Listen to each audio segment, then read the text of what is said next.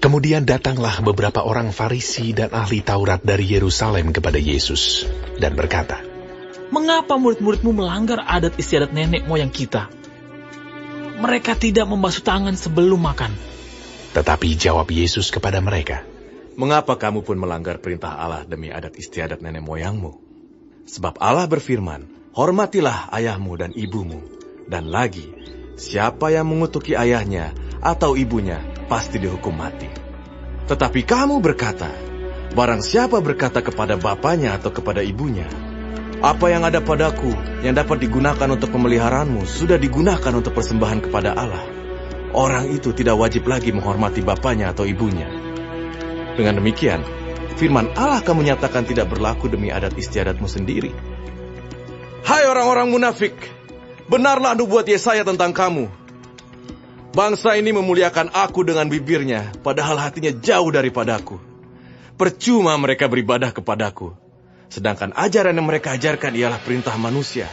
Lalu Yesus memanggil orang banyak dan berkata kepada mereka, "Dengar dan camkanlah, bukan yang masuk ke dalam mulut yang menajiskan orang, melainkan yang keluar dari mulut, itulah yang menajiskan orang."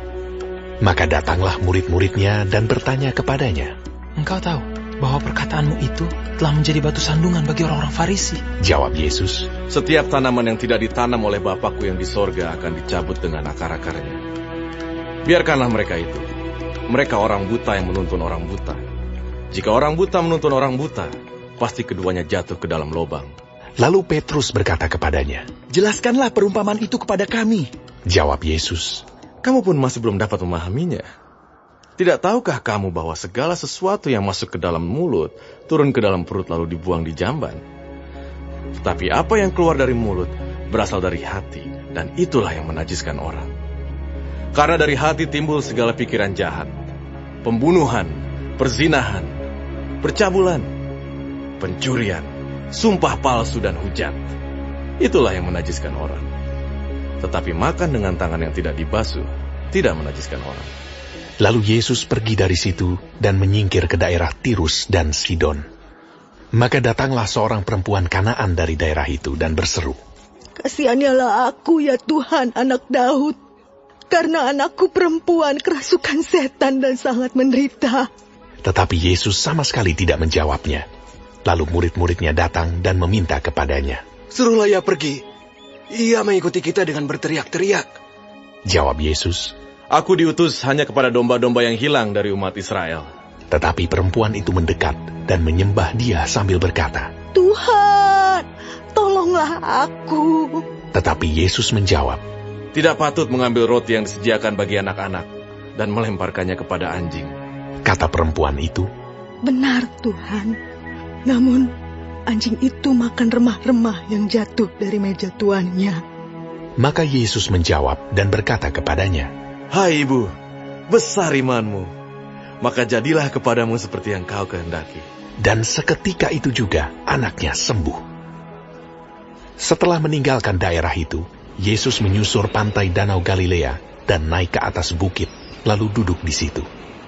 Kemudian orang banyak berbondong-bondong datang kepadanya membawa orang lumpuh, orang timpang, orang buta, orang bisu, dan banyak lagi yang lain, lalu meletakkan mereka pada kaki Yesus, dan Ia menyembuhkan mereka semuanya.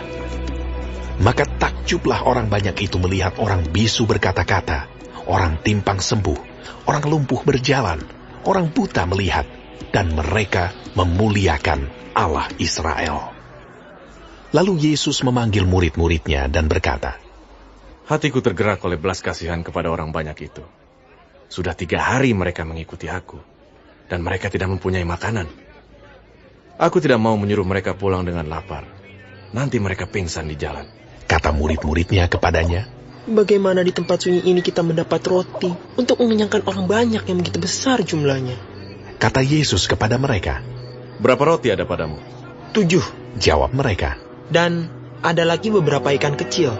Lalu Yesus menyuruh orang banyak itu duduk di tanah. Sesudah itu Ia mengambil ke-7 roti dan ikan-ikan itu, mengucap syukur, memecah-mecahkannya, dan memberikannya kepada murid-muridnya. Lalu murid-muridnya memberikannya pula kepada orang banyak. Dan mereka semuanya makan sampai kenyang. Kemudian orang mengumpulkan potongan-potongan roti yang sisa, 7 bakul penuh. Yang ikut makan ialah 4.000 laki-laki, tidak termasuk perempuan dan anak-anak. Lalu Yesus menyuruh orang banyak itu pulang. Ia naik perahu dan bertolak ke daerah Magadan.